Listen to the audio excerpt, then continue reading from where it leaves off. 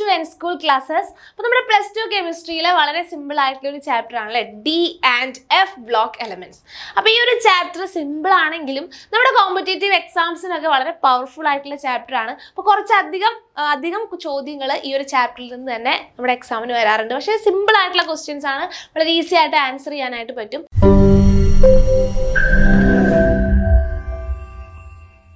അപ്പോൾ നമുക്ക് ഓരോ ചോദ്യങ്ങളായിട്ട് നോക്കാം. So first one, which of the following is the correct order of second ionization enthalpy? അപ്പോൾ സെക്കൻഡ് അയോണൈസേഷൻ എൻതാൽപ്പിയുടെ കറക്റ്റ് ഓർഡർ ആണ് ചോദിച്ചിട്ടുള്ളത്. എന്താ സെക്കൻഡ് അയോണൈസേഷൻ എൻതാൽപ്പി? എന്താ അയോണൈസേഷൻ എൻതാൽപ്പി എന്ന് പറഞ്ഞാൽ, ഇപ്പോൾ നമ്മുടെ ഒരു ആറ്റം എടുത്താൽ ആ ഒരു ആറ്റത്തിലെ വാലൻസ് ഷെല്ലിൽ നിന്ന് ഇലക്ട്രോണിനെ റിമൂവ് ചെയ്യാൻ നമ്മൾ കൊടുക്കേണ്ട എനർജി, അതാണ് നമ്മുടെ അയോണൈസേഷൻ എൻതാൽപ്പി അല്ലെങ്കിൽ അയോണൈസേഷൻ എനർജി എന്ന് പറയുന്നത്. അപ്പോൾ സെക്കൻഡ് അയോണൈസേഷൻ എൻതാൽപ്പി എന്ന് പറഞ്ഞാലോ, ഒരു യൂണി പോസിറ്റീവ് ആയിട്ടുള്ള ആറ്റത്തിൽ നിന്ന്, ഇപ്പോൾ കോപ്പർ ആണെങ്കിൽ കോപ്പർ അല്ലേ, ഇപ്പോൾ നമ്മൾ നോക്കുകയാണെങ്കിൽ ഇപ്പോൾ ലിഥിയം പ്ലസ് അല്ലെങ്കിൽ സോഡിയം പ്ലസ് അല്ലേ, പൊട്ടാസ്യം പ്ലസ്, അങ്ങനെ ഒരു യൂണി പോസിറ്റീവ് ആയിട്ടുള്ള ആറ്റം, ആ യൂണി പോസിറ്റീവ് ആയിട്ടുള്ള ആറ്റത്തിൽ നിന്ന് അതിൻ്റെ വാലൻസ് ഷെല്ലിൽ നിന്ന് ഇലക്ട്രോണിനെ റിമൂവ് ചെയ്യിക്കാൻ നമ്മൾ കൊടുക്കേണ്ട എനർജി, അതിനെയാണ് നമ്മൾ സെക്കൻഡ് അയോണൈസേഷൻ എൻതാൽപ്പി എന്ന് പറയുക. So it is the energy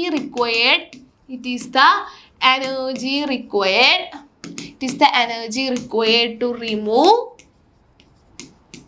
electron from a unipositive atom അല്ലേ.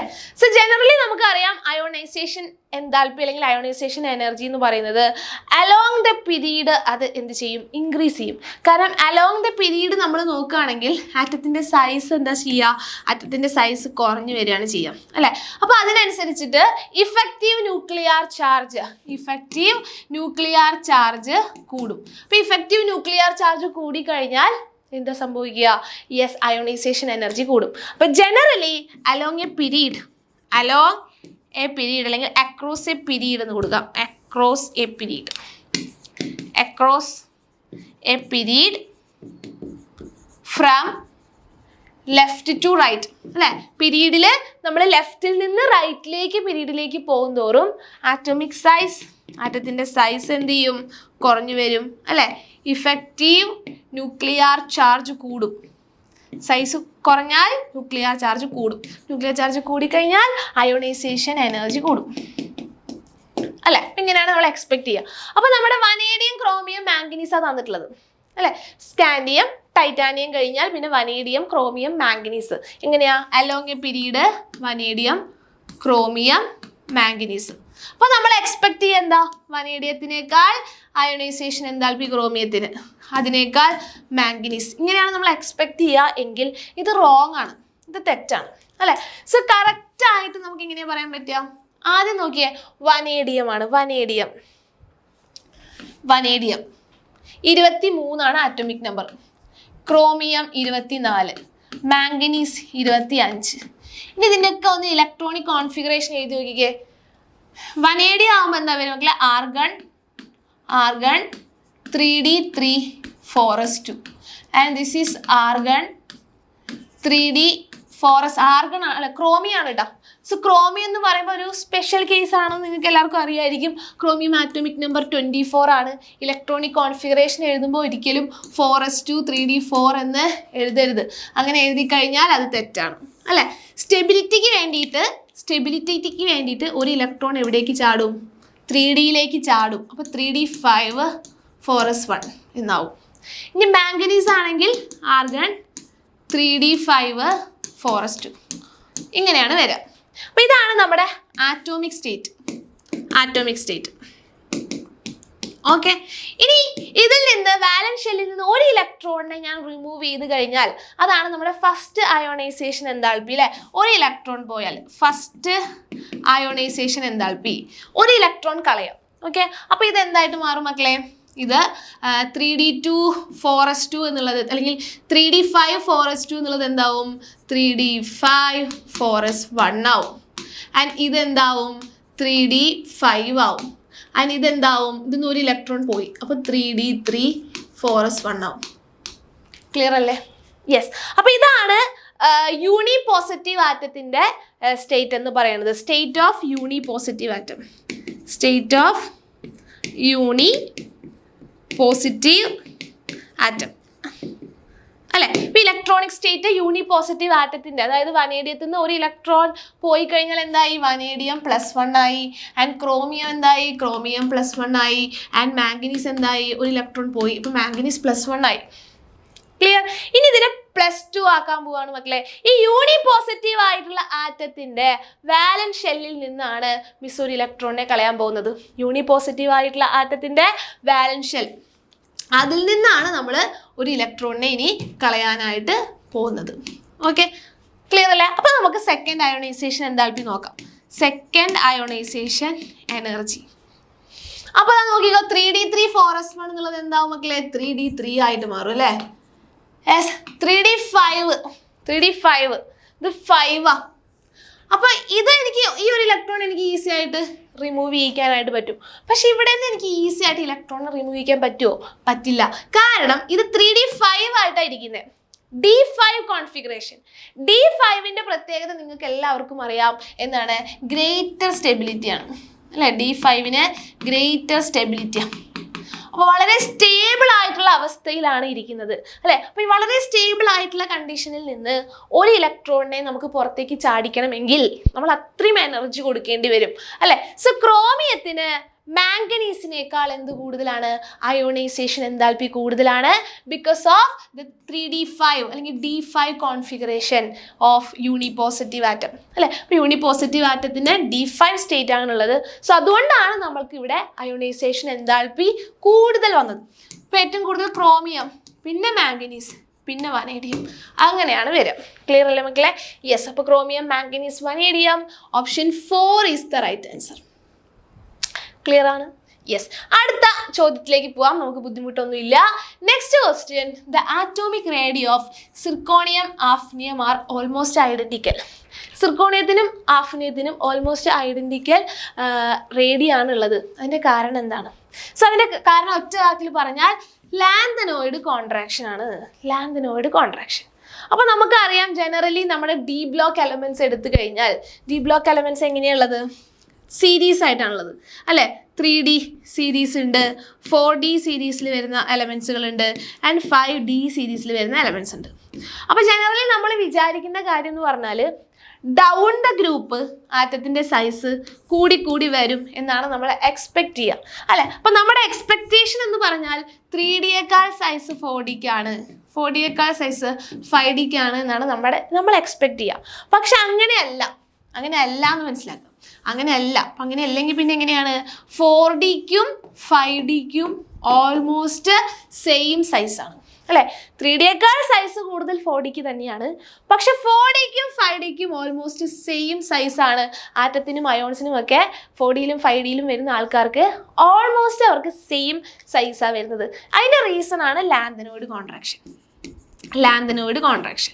അപ്പോൾ എന്താണ് ലാന്തനോയിഡ് കോൺട്രാക്ഷൻ എന്ന് പറഞ്ഞാൽ? ലാന്തനോയിഡ് കോൺട്രാക്ഷൻ എന്ന് പറഞ്ഞു കഴിഞ്ഞാൽ നമ്മൾ ലാന്തനൈഡ് എലമെന്റ്സിന്റെ ആറ്റംസ് അയോൺസ് എടുക്കുകയാണെങ്കിൽ നമുക്ക് എന്ത് കാണാൻ പറ്റും? there is a gradual decrease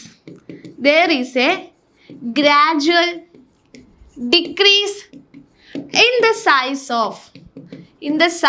of atoms and ions of lanthanoid elements. Atoms and ions of lanthanoid elements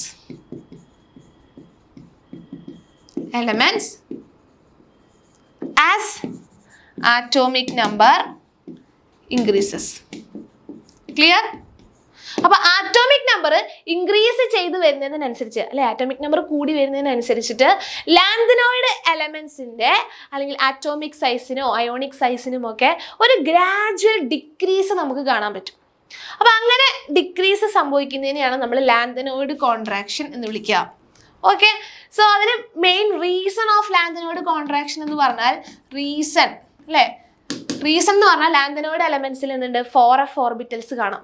ആ 4f orbitals poor shielding effect ആണ് കാണിക്കുക. അപ്പോൾ അവർ ന്യൂക്ലിയർ ചാർജിൻ്റെ ഷീൽഡിങ് വളരെ കുറവായിരിക്കും. പുവർ ഷീൽഡിങ് ഇഫക്റ്റ് ആണ് 4f ഓർബിറ്റലിനുള്ളത്. സോ അതുകൊണ്ട് തന്നെ ഇഫക്റ്റീവ് ന്യൂക്ലിയർ ചാർജ് കൂടും അല്ലേ. ഇഫക്റ്റീവ് ന്യൂക്ലിയർ ചാർജ് കൂടിക്കഴിഞ്ഞാൽ എന്താ സംഭവിക്കുക? നമ്മുടെ ആറ്റത്തിൻ്റെ സൈസ് കുറയും. അപ്പോൾ ഇതിൻ്റെ റീസൺ എന്ന് പറഞ്ഞാൽ പുവർ ഷീൽഡിങ് ഇഫക്റ്റ് ആണ് കേട്ടോ. Poor shielding effect of 4f orbitals. അപ്പോൾ 4f ഓർബിറ്റൽസിൻ്റെ പുവർ ഷീൽഡിങ് ഇഫക്റ്റ് കൊണ്ടാണ് ലാന്തനോയിഡ് കോൺട്രാക്ഷൻ ഉണ്ടാവുന്നത്. സോ അത് കാരണമാണ് നമ്മുടെ സിർക്കോണിയത്തിനും ആഫ്നിയത്തിനും ഓൾമോസ്റ്റ് സിമിലർ സൈസ് വന്നത്. ഓക്കെ, ഇനി അടുത്ത question, the electronic configuration of copper in +1 oxidation state. കോപ്പറിൻ്റെ +1 ഓക്സിഡേഷൻ സ്റ്റേറ്റിൽ കോപ്പറിൻ്റെ ഇലക്ട്രോണിക് കോൺഫിഗറേഷൻ ആണ് ചോദിച്ചിട്ടുള്ളത്. സോ കോപ്പർ എന്ന് പറഞ്ഞാൽ ആറ്റമിക് നമ്പർ 29. ഇലക്ട്രോണിക് കോൺഫിഗറേഷൻ എഴുതാനുള്ള എളുപ്പ വഴി എന്താ? ആർഗണിൻ്റെ എടുക്കുക, അതിൽ 18 ഇലക്ട്രോൺസ് ആയി അല്ലേ. സോ അതിന് ശേഷം എന്ത് വരും മക്കളെ? 3d4s. 4sൽ 2 ഇലക്ട്രോൺ. ഇനി 3dയിൽ നമ്മൾ ഇവിടെ 9 എന്ന് എഴുതി കഴിഞ്ഞാൽ തെറ്റിപ്പോവും. അപ്പോൾ 4s 2 3d9 എന്ന് നമ്മൾ എഴുതി കഴിഞ്ഞാൽ എന്ത് സംഭവിക്കുന്നത്? തെറ്റിപ്പോവും അല്ലേ. സ്റ്റെബിലിറ്റിക്ക് വേണ്ടിയിട്ട് എന്ത് സംഭവിക്കുന്നുണ്ട്? സ്റ്റെബിലിറ്റിക്ക് വേണ്ടിയിട്ട് ഇതിലൊരു ഇലക്ട്രോൺ ഇങ്ങോട്ടേക്ക് ചാടും. അപ്പം 3d10 ആകും അല്ലേ. 3d10 ആകും. അപ്പോൾ മറക്കണ്ട, കോപ്പറിൻ്റെ electronic configuration 3d10 4s1 3d10 4s1 അല്ലേ. സോ കോപ്പർ +1 എന്ന് പറഞ്ഞാൽ എന്താ? +1 എന്ന് പറഞ്ഞാൽ ഒരു ഇലക്ട്രോണിനെ കൊടുത്താലാണ് ഒരു പോസിറ്റീവ് ചാർജ് കിട്ടുക അല്ലേ. ഒരു ഇലക്ട്രോണിനെ ആർക്കെങ്കിലും കൊടുത്താൽ ഒരു പോസിറ്റീവ് ചാർജ് കിട്ടി. അപ്പോൾ ഈ ഒരു ഇലക്ട്രോൺ പോയി. അപ്പോൾ നമുക്ക് 3d10 അല്ലേ. So argon 3d10 option A is the right answer. Option A ആണ് കറക്റ്റ്. ക്ലിയർ അല്ലേ? Yes. Next one, misch metal consist of lanthanoid metal 95%. Misch metal എന്ന് പറഞ്ഞു കഴിഞ്ഞാൽ അതിൽ ലാന്തനോയിഡ് മെറ്റൽ 95% ഉണ്ട്, 5% അയൺ ഉണ്ട്. അത് കൂടാതെ എന്തുണ്ട്? സൾഫർ, കാൽഷ്യം, അലുമിനിയം ഒക്കെ ഉണ്ട്. അങ്ങനെയാണെങ്കിൽ misch metal used for producing bullets. അപ്പോൾ ബുള്ളറ്റൊക്കെ ഉണ്ടാകാൻ വേണ്ടിയിട്ട് എന്ത് യൂസ് ചെയ്യുന്നുണ്ട്? ഈ മിഷ് മെറ്റൽ യൂസ് ചെയ്യുന്നുണ്ട്. അപ്പോൾ അതിൻ്റെ ബേസ് ആയിട്ട് നമ്മൾ യൂസ് ചെയ്യുന്നത് മെഗ്നീഷ്യം ബേസ്ഡ് ആയിട്ടുള്ള അലോയ്സ് ആണ് യൂസ് ചെയ്യുക. ഓക്കെ, അപ്പോൾ ഇതൊക്കെ ജസ്റ്റ് നമ്മൾ അറിഞ്ഞിരിക്കേണ്ട ചെറിയ ചെറിയ സിമ്പിൾ ആയിട്ടുള്ള ക്വസ്റ്റ്യൻസ് ആണ്. മെഗ്നീഷ്യം ബേസ്ഡ് ആയിട്ടുള്ള അലോയ് ആണ് യൂസ് ചെയ്യുക. Okay, ready?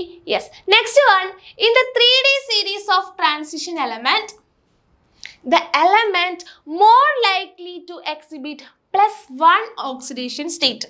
അപ്പോൾ ഏതാണ് +1 ഓക്സിഡേഷൻ സ്റ്റേറ്റ് കാണിക്കുക? നമ്മുടെ 3D സീരീസ് എല്ലാവർക്കും അറിയാമായിരിക്കും അല്ലേ. 3D സീരീസ് ഓഫ് ട്രാൻസിഷൻ എലമെന്റിൽ വരുന്ന ആൾക്കാർ ഏതൊക്കെയാണ്? നമ്മുടെ scandium, titanium, vanadium, chromium, manganese, iron, cobalt, nickel, copper, zinc. അപ്പോൾ ഇത് നമുക്ക് ഓർത്ത് വയ്ക്കാൻ നമുക്ക് സ്കൂട്ടി അല്ലേ, സ്കൂട്ടി, വിക്രമൻ, ഫീക്കോ, നിക്കൂസൻ, അങ്ങനെ ഓർത്ത് വയ്ക്കാം അല്ലേ. Scooty, Vikraman, faeco, നിക്കൂസൻ. ഇനി ഇതിൽ തന്നെ +1 മാത്രം കാണിക്കുന്ന ആളാരാ? ഇത് ഓർത്ത് വെച്ചോ, സ്കാൻഡിയം +2 കാണിക്കും. ഓക്കെ, ആൻഡ് അതേപോലെ +1 മാത്രം കാണിക്കുന്ന ആളാണ് നമ്മുടെ ഇതിൽ കോപ്പർ. സോ കോപ്പറാണ് +1 കാണിക്കുക. ഓക്കെ, കോപ്പർ +1 മാത്രമല്ല, കോപ്പർ +2 കൂടെ കാണിക്കും. പക്ഷെ വേറെ ഇതിൽ ആരും എന്ത് കാണിക്കില്ല? +1 കാണിക്കില്ല. ഓക്കെ, അപ്പോൾ +1 ഓക്സിഡേഷൻ സ്റ്റേറ്റ് ആരാ കാണിക്കുക എന്ന് ചോദിച്ചാൽ അത് കോപ്പറാണ് ഇതിൽ +1 കാണിക്കുക. ഇനി മാക്സിമം ഓക്സിഡേഷൻ സ്റ്റേറ്റ് ആരാ കാണിക്കുക? ഏറ്റവും മാക്സിമം മാംഗനീസ് ആണ്. ഓക്കെ, മാംഗനീസ് മാക്സിമം +7 വരെ കാണിക്കും. ഓക്കെ, ഇനി അടുത്ത ചോദ്യം, chemical formula and colour of manganate ion. ഏതാണ് അയോൺ? Manganate ion.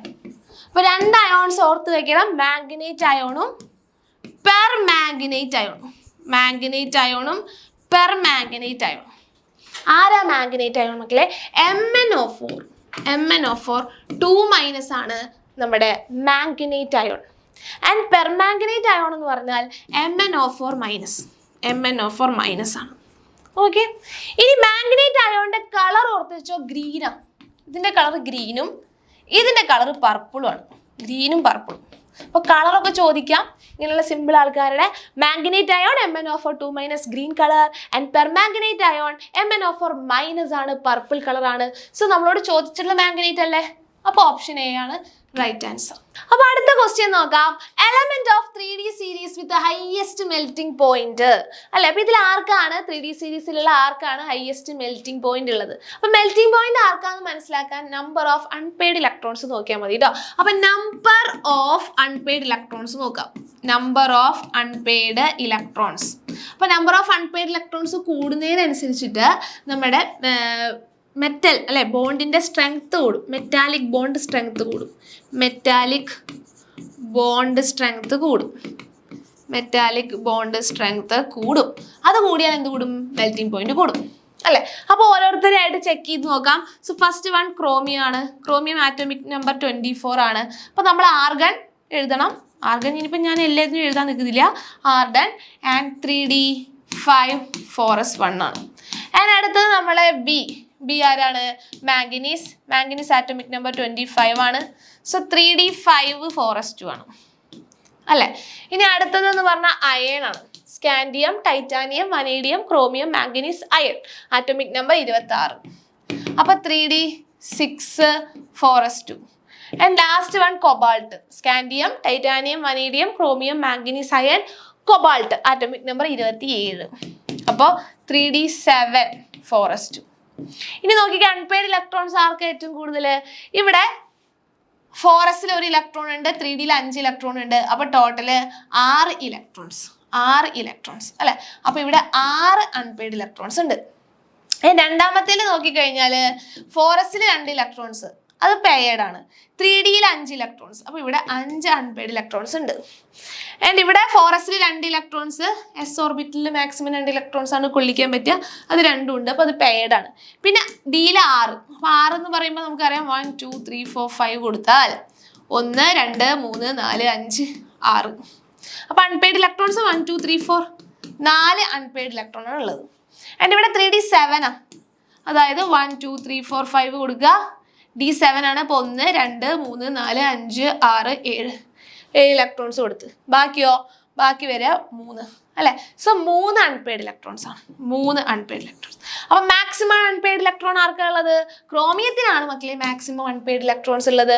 സോ അവനാണ് മെൽറ്റിംഗ് പോയിന്റ് കൂടുതൽ. ക്ലിയർ അല്ലേ? യെസ്. അടുത്ത ചോദ്യം, which of the following statement about D block element are not correct? D block എലമെന്റിനെ പറ്റി കുറെ സ്റ്റേറ്റ്മെന്റുകൾ തന്നിട്ടുണ്ട്. ഇതിൽ ഏതാണ് കറക്റ്റ് അല്ലാത്തത്? കറക്റ്റ് അല്ലാത്തത് ഏതാണ്? ദേ ഷോ വാരിയബിൾ ഓക്സിഡേഷൻ സ്റ്റേറ്റ്. പല ഓക്സിഡേഷൻ സ്റ്റേറ്റുകൾ കാണിക്കും. അത് കറക്റ്റ് ആയിട്ടുള്ള സ്റ്റേറ്റ്മെന്റ് ആണ് അല്ലെ. ദേ എക്സിബിറ്റ് പാരാമാഗ്നറ്റിക് ഡയാമാഗ്നറ്റിക് പ്രോപ്പർട്ടീസ് കാണിക്കും. അതും കറക്റ്റ് ആണ് അല്ലെ. പാരാമാഗ്നറ്റിക് ഡയാമാഗ്നറ്റിക് പ്രോപ്പർട്ടീസ് കാണിക്കും. അൺപെയ്ഡ് ഇലക്ട്രോൺസ് വരികയാണെങ്കിൽ പാരാമാഗ്നറ്റിക് പ്രോപ്പർട്ടി. എല്ലാ ഇലക്ട്രോൺസും പെയ്ഡ് ആയിട്ടാണ് ഇരിക്കുന്നതെങ്കിൽ ഡയാമാഗ്നറ്റിക് ആണ്. ഇനി all of their ions R coloured. അവരുടെ എല്ലാ അയോൺസുകളും കളേർഡ് ആണ്. ഡി ബ്ലോക്ക് എലമെന്റ്സ് കളേർഡ് ആയിട്ടുള്ള കോംപ്ലക്സുകൾ ഫോം ചെയ്യും. പക്ഷെ അവരുടെ എല്ലാ അയോണുകളും കളേർഡ് ആണെന്ന് നമുക്ക് പറയാൻ പറ്റില്ല. അത് റോങ് ആയിട്ടുള്ള സ്റ്റേറ്റ്മെന്റാ. അപ്പോൾ option C is the wrong statement. For example ഡിയിൽ 0 വന്നു, അല്ലെങ്കിൽ ആർക്കെങ്കിലും ഡിയിൽ 10 ഇലക്ട്രോൺസ് വന്നു. അപ്പൊ അങ്ങനെ വന്നു കഴിഞ്ഞാൽ ഇവിടെ എന്ത് പോസിബിൾ അല്ല? ഡി ഡി ട്രാൻസിഷൻ പോസിബിൾ അല്ല. ഡി ട്രാൻസിഷൻ ഓഫ് ഇലക്ട്രോൺസ് എന്താവില്ല? ഡിയിൽ 0 വന്നാലും ഡിയിൽ 10 വന്നാലും ഈ ഡി ട്രാൻസിഷൻ പോസിബിൾ ആവില്ല. ഡി ട്രാൻസിഷൻ ഓഫ് ഇലക്ട്രോൺസ് ഉണ്ടെങ്കിലാണ് മക്കളെ കളർ കാണിക്കുള്ളൂ. അതില്ലെങ്കിൽ കളർ കാണിക്കൂല. ഓക്കെ. ഇനി ദേ എക്സിബിറ്റ് കാറ്റലിറ്റിക് പ്രോപ്പർട്ടി കാണിക്കൂലേ? കാണിക്കും. അപ്പൊ അതും കറക്റ്റാ. അപ്പൊ ഇതിൽ റോങ് സ്റ്റേറ്റ്മെന്റ് ഓപ്ഷൻ സി മാത്രമാണ്. Next one, the spin only magnetic moment, അതിനെയാണ് മ്യൂ, ഓഫ് ക്രോമിയം 3+ അയോൺ. അപ്പൊ മാഗ്നറ്റിക് മൊമെന്റ് കണ്ടുപിടിക്കണം. സോ മാഗ്നറ്റിക് മൊമെന്റ് അതിനെ നമ്മൾ മ്യൂ എന്നാണ് കൊടുക്കുക. മ്യൂ അല്ലെ. അത് കണ്ടുപിടിക്കാനുള്ള ഇക്വേഷൻ ആണ് √n×n+2. ഇക്വേഷൻ നോട്ട് ചെയ്ത് വെക്കുക. √n×n+2. എന്താണ് n? n എന്ന് പറഞ്ഞാൽ നമ്പർ ഓഫ് അൺപെയ്ഡ് ഇലക്ട്രോൺസ്. അൺപെയ്ഡ് ഇലക്ട്രോൺസിന്റെ എണ്ണം, അതാണ് n എന്ന് പറയുന്നത്. പിന്നെ ഇക്വേഷനിൽ നമുക്ക് തന്നിട്ടുള്ളത് ക്രോമിയം 3+ അല്ലേ. ക്രോമിയം 3+ ആ. ആദ്യം ക്രോമിയം ആറ്റോമിക് നമ്പർ 24 ആണ് വരിക. That is argon 3D5 4s 1 അല്ലെ. 3D5 4s1 ആണ് വരിക. ആൻഡ് ക്രോമിയം 3+ എന്ന് പറഞ്ഞാൽ എന്താ?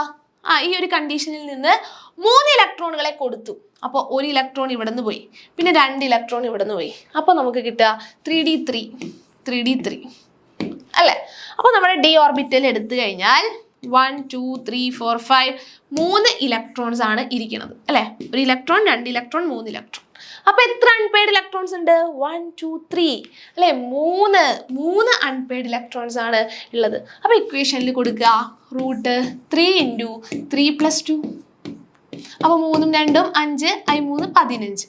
അപ്പൊ √15 ബോർ മാഗ്നറ്റോൺ ആണ് യൂണിറ്റ്. അപ്പൊ √15 ബോർ മാഗ്നറ്റോൺ, √15 എന്ന് പറഞ്ഞാൽ 3.87 അല്ലെ? So 3.87 Bohr magneton. അപ്പോൾ option B is the right answer. Option B ആണ് നമ്മുടെ റൈറ്റ് ആൻസർ. ക്ലിയർ അല്ലേ?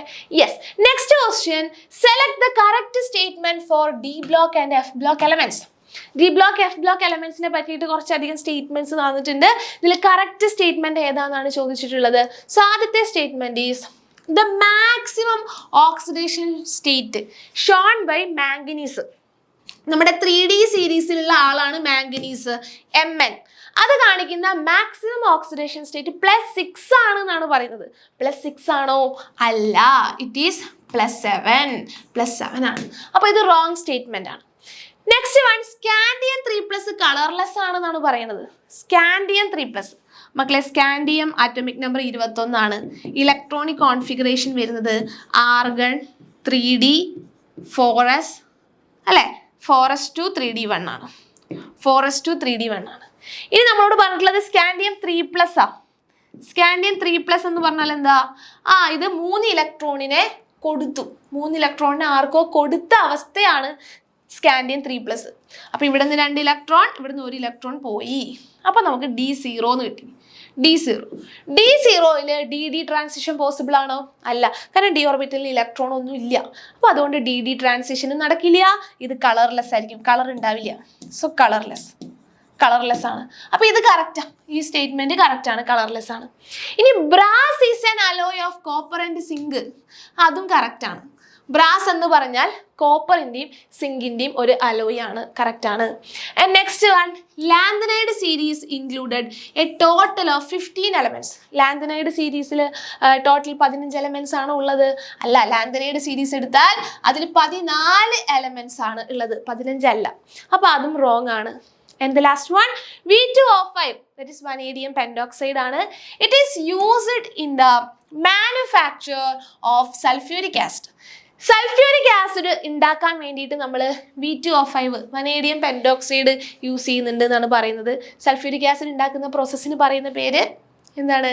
സൾഫ്യൂരിക് ആസിഡ് ഉണ്ടാക്കുന്ന പ്രോസസ്സിന് നമ്മൾ പറയുന്ന പേര് കോണ്ടാക്ട് പ്രോസസ്സ്. സോ കോണ്ടാക്ട് പ്രോസസ്സിൽ നമ്മൾ ഉപയോഗിക്കുന്ന ഒരു കാറ്റലിസ്റ്റ് തന്നെയാണ് V2O5 അഥവാ വനേഡിയം പെൻറ്റോക്സൈഡ്. അപ്പോൾ അതും കറക്റ്റ് ആയിട്ടുള്ള സ്റ്റേറ്റ്മെന്റ് ആണ്. അപ്പൊ ഇതിൽ 3 സ്റ്റേറ്റ്മെന്റ്സ് ആണ് കറക്റ്റ് ആയിട്ടുള്ളത്. ഏതൊക്കെയാ? ബി കറക്റ്റ് ആണ്, സി കറക്റ്റ് ആണ്, and the last statement E correct ആണ്. So B C E only. So option C is the right answer അല്ലെ? ഓപ്ഷൻ സി ആണ് കറക്റ്റ് ആൻസർ ആയിട്ട് വരുന്നത്. ഓക്കെ, അടുത്ത ചോദ്യം നോക്കിക്കേ. Match list 1 with list 2.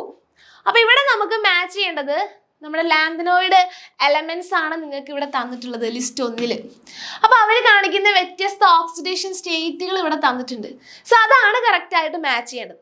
അപ്പൊ ജസ്റ്റ് ആ ഒരു ലാന്തനൈഡ് എലമെന്റ്സും അവരുടെ ഓക്സിഡേഷൻ സ്റ്റേറ്റും നമുക്കൊന്ന് അറിയണം അല്ലെ?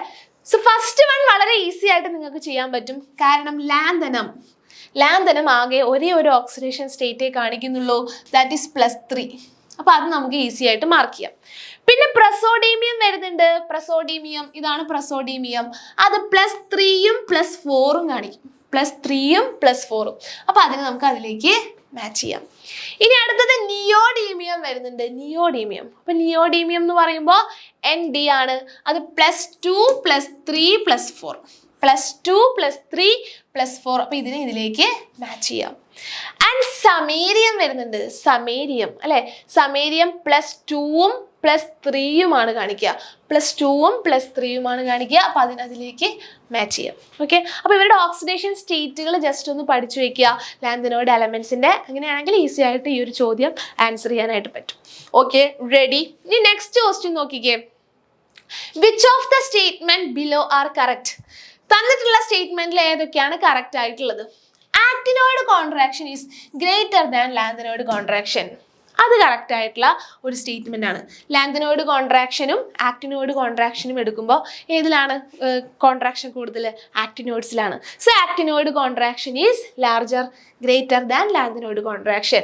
Next one, the magnetic property of the actinoid are more complex than those of lanthanoids. Magnetic property actinoids ന് കുറച്ചുകൂടി കോംപ്ലക്സ് ആണ് എന്ന് പറഞ്ഞാൽ അതും കറക്റ്റ് ആണ്, ബിയും കറക്റ്റ് ആണ്. And C, actinoid contraction taking place due to poor shielding by 5f electrons. നമുക്കറിയാം ലാന്ഥനോയിഡ് കോൺട്രാക്ഷന് കാരണം poor shielding of 4f electrons ആണ്. അങ്ങനെയാണെങ്കിൽ ആക്ടിനോയിഡ് കോൺട്രാക്ഷന് കാരണം എന്തായിരിക്കും? Poor shielding of 5f electrons ആണ് അല്ലെ. അപ്പൊ ഇതും കറക്റ്റ് ആണ്. ഇനി ലാസ്റ്റ് സ്റ്റേറ്റ്മെന്റ് തന്നിട്ടുള്ളത് actinoid contraction taking place due to poor shielding by 6f electron. അത് റോങ് ആണ് അല്ലെ. പുവർ ഷീൽഡിംഗ് ഏതിൻ്റെയാണ്? 5f electrons. അതാണ് കാരണം. ഓക്കെ, സോ എയും ബിയും സിയുമാണ് കറക്റ്റ് ആയിട്ടുള്ളത്.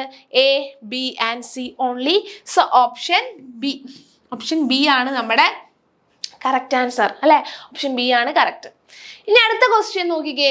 Which metal has highest oxidation state in the first row transition series? അപ്പൊ ഫസ്റ്റ് റോ ട്രാൻസിഷൻ സീരീസ് ഏതാ മക്കളെ? 3D സീരീസ് ആണ് അല്ലെ. 3D series. സോ 3D സീരീസിൽ ക്രോമിയം തന്നിട്ടുണ്ട്, അയൺ തന്നിട്ടുണ്ട്, മാംഗനീസ് തന്നിട്ടുണ്ട്, വനേഡിയം തന്നിട്ടുണ്ട്. ഇതിൽ ആരാണ് മാക്സിമം ഓക്സിഡേഷൻ സ്റ്റേറ്റ് കാണിക്കുക? മാക്സിമം ഓക്സിഡേഷൻ സ്റ്റേറ്റ് ആരാ കാണിക്കുക? മാംഗനീസ് അല്ലെ. മാംഗനീസ് ആണ് കാണിക്കുക. ആ മാക്സിമം ഓക്സിഡേഷൻ സ്റ്റേറ്റ് ഏതാണ്? +7 അല്ലെ. +7 ആണ്. ഇനി നമ്മുടെ 3D സീരീസിൽ കോമൺ ഓക്സിഡേഷൻ സ്റ്റേറ്റ് ആണ് നിങ്ങളോട് ചോദിക്കുന്നതെങ്കിൽ, കോമൺ ഓക്സിഡേഷൻ സ്റ്റേറ്റ്, കോമൺ എന്ന് പറഞ്ഞാൽ എല്ലാവരും ജനറലി കാണിക്കുന്ന ഓക്സിഡേഷൻ സ്റ്റേറ്റ് നമ്മുടെ 3D ഇതിൽ ലാന്ഥനോയിഡ്സിലായിക്കോട്ടെ ആക്ടിനോയിഡ്സിലായിക്കോട്ടെ കോമൺ ഓക്സിഡേഷൻ സ്റ്റേറ്റ് ഏതാന്ന് ചോദിച്ചു കഴിഞ്ഞാൽ നമുക്ക് +3 പറയാം. +3 ആണ് common oxidation state. Okay, ready? ഇനി അടുത്ത question. Why do the actinoids exhibit higher number of oxidation state than lanthanoids? എന്തുകൊണ്ടായിരിക്കും actinoids higher number of oxidation സ്റ്റേറ്റ്സുകൾ ലാന്ഥനോയിഡ്സിനെ അപേക്ഷിച്ച് നോക്കുമ്പോൾ actinoids higher number of oxidation state കാണിക്കുന്നുണ്ട്? അതിന്റെ റീസൺ എന്താണ് എന്ന് ചോദിച്ചാൽ energy difference between 5f and 6d is less with respect to the energy difference between 4f and 5d. അതായത് നമ്മൾ ആക്ടിനോയിഡ്സ് എടുത്തു, actinoids, lanthanoids and actinoids, lanthanoids and actinoids. അപ്പൊ ഇവരെ ജനറലി നമുക്ക് എങ്ങനെയാണ് റെപ്രസെന്റ് ചെയ്യാനായിട്ട് പറ്റുക? ആക്ടിനോയിഡ്സ് എന്ന് പറയുമ്പോൾ 5f 6d 7s ആൻഡ് ലാന്ഥനോയിഡ്സ് വരുമ്പോൾ 4f 5d 6s. ഇവിടെ 1 to 14 0 to 1 1 to 14 0 to 1 അല്ലെ. സോ ലാന്ഥനോയിഡ് എടുക്കുകയാണെങ്കിൽ ലാന്ഥനോയിഡിൽ നമുക്ക് കാണാൻ പറ്റും 4fഉം 5dയും കാണാൻ പറ്റും. ആൻഡ് ആക്ടിനോയിഡ്സിൽ നമുക്ക് 5fഉം 6dയും കാണാൻ പറ്റും. അപ്പൊ ആക്ടിനോയിഡ്സിന്റെ കേസിൽ ഈ 5fഉം 6dയും തമ്മിലുള്ള എനർജി ഗ്യാപ്പ് വളരെ കുറവാണ്. സോ അതുകൊണ്ട് തന്നെ ഇലക്ട്രോൺസിന് അല്ലെങ്കിൽ ഈ ആക്ടിനോയിഡ്സിന് കുറെ കൂടെ ബോണ്ടിങ്ങിൽ പാർട്ടിസിപ്പേറ്റ് ചെയ്യാനായിട്ട് പറ്റും ദാൻ ലാന്ഥനോയിഡ്സ്. സോ അതുകൊണ്ട് തന്നെ അവർ വാരിയബിൾ ഓക്സിഡേഷൻ സ്റ്റേറ്റുകളും കാണിക്കും. അപ്പോൾ അതിൻ്റെ ആൻസർ എന്ന് പറഞ്ഞാൽ energy difference between 5f and 6d അത് less than with respect to the energy difference between 4f and 5d അല്ലെ. ലാന്ഥനോയിഡ്സിൽ 4fഉം 5dയും തമ്മിലുള്ള എനർജി ഡിഫറൻസ് എത്രയാണോ അതിനേക്കാൾ കുറവാണ് നമ്മുടെ ആക്ടിനോയിഡ്സിൽ വരുന്നത്. സോ അതുകൊണ്ടാണ് വാരിയബിൾ ഓക്സിഡേഷൻ സ്റ്റേറ്റ് കാണിക്കുന്നത്. So option 2 is the right answer. Clear അല്ലേ? ഓപ്ഷൻ 2 ആണ് right answer. And which of the properties are shown by D block elements? D block elements കാണിക്കുന്ന പ്രോപ്പർട്ടീസ് ഏതൊക്കെയാണ് മക്കളെ? കോംപ്ലക്സ് ഫോർമേഷൻ ഉണ്ടോ? ഉണ്ട് അല്ലെ. അവർ കോംപ്ലക്സുകൾ പലതരം കോംപ്ലക്സുകൾ ഉണ്ടാക്കും. കീലേറ്റിംഗ് ഏജന്റ് ആയിട്ട് യൂസ് ചെയ്യാൻ പറ്റുമോ? നമ്മുടെ EDT ഒക്കെ പോലെ യൂസ് ചെയ്യാൻ പറ്റുമോ? അത് പറ്റൂല. അപ്പോൾ അത് നമുക്ക് പറ്റില്ല. പിന്നെ ബ്ലീച്ചിങ് ഏജന്റ് ഉണ്ട്. ബ്ലീച്ചിങ് ഏജന്റ് ആയിട്ട് യൂസ് ചെയ്യാൻ പറ്റുമോ? അത് പറ്റൂല. കാറ്റലിറ്റിക് പ്രോപ്പർട്ടി ഉണ്ടോ? കാറ്റലിറ്റിക് പ്രോപ്പർട്ടി ഉണ്ട്. അലോയ് ഫോർമേഷൻ ഉണ്ടോ? അലോയ് ഫോർമേഷനും ഉണ്ട്. സോ ADE ആണ് റൈറ്റ് ആയിട്ട് വരിക അല്ലേ? അപ്പോൾ option D is the right answer. Clear അല്ലേ? Option D is the right answer. Okay, ഇനി the last and final question ആണ്. The magnetic nature of elements depends on the presence of unpaired electron. Identify the configuration of transition element which show highest magnetic moment. അപ്പൊ ഇവിടെ നമുക്ക് കുറച്ച് configurations തന്നിട്ടുണ്ട്. ഇതിൽ highest magnetic moment ആരാണ് കാണിക്കുക? അപ്പൊ ഹയസ്റ്റ് മാഗ്നറ്റിക് മൊമെന്റ് എന്ന് പറഞ്ഞു കഴിഞ്ഞാൽ നമ്പർ ഓഫ് അൺപെയ്ഡ് ഇലക്ട്രോൺ നോക്കിയാൽ മതി അല്ലെ? നമ്പർ ഓഫ് അൺപെയ്ഡ് ഇലക്ട്രോൺസ് നോക്കുക. അത് കൂടുതലുണ്ടെങ്കിൽ മാഗ്നറ്റിക് മൊമെന്റും കൂടും.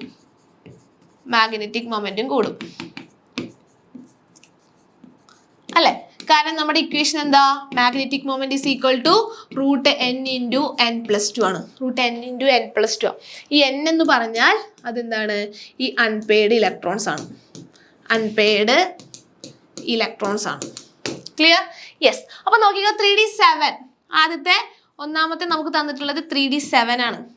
3d7 എന്ന് പറയുമ്പോൾ 1 2 3 4 5 1 2 3 4 5 6 7 അല്ലെ? അപ്പൊ ഇവിടെ 3 അൺപെയ്ഡ് ഇലക്ട്രോൺസ് ആണ് ഉള്ളത്. ആൻഡ് 3d5 5 അൺപെയ്ഡ് ഇലക്ട്രോൺസ് ഉണ്ടായിരിക്കും. 3d8 നോക്കിയേ, 1 2 3 4 5 കൊടുക്കുക. 1 2 3 4 5 6 7 8 ഇലക്ട്രോൺസ് ഫില്ല് ചെയ്തു. ബാക്കി 2 അല്ലെ? So 2 unpaired electron. 3d2 2 unpaired electron. അപ്പൊ മാക്സിമം അൺപെയ്ഡ് ഇലക്ട്രോൺ ഏതിലാ വന്നിട്ടുള്ളത്? 3d5. ഇതിലല്ലേ 5 അൺപെയ്ഡ് ഇലക്ട്രോൺസ് ഉണ്ട്. സോ മാഗ്നറ്റിക് മൊമെന്റ് കൂടുതൽ 3d5 ക്ലിയർ അല്ലേ? സോ ഇത്രയാണ് നമ്മൾ D ആൻഡ് F ബ്ലോക്ക് എലമെന്റ്സിൽ നിന്ന് വളരെ ഇമ്പോർട്ടൻ്റ് ആയിട്ട് പ്രീവിയസ് ഇയേഴ്സിലൊക്കെ ചോദിച്ചിട്ടുള്ള ചോദ്യങ്ങൾ. അപ്പോൾ ഓരോ ക്വസ്റ്റ്യനും വളരെ ഇമ്പോർട്ടൻ്റ് ആണ്. നന്നായിട്ട് പ്രാക്ടീസ് ചെയ്യുക. അപ്പോൾ അടുത്ത വീഡിയോയിൽ കാണാം. Thank you.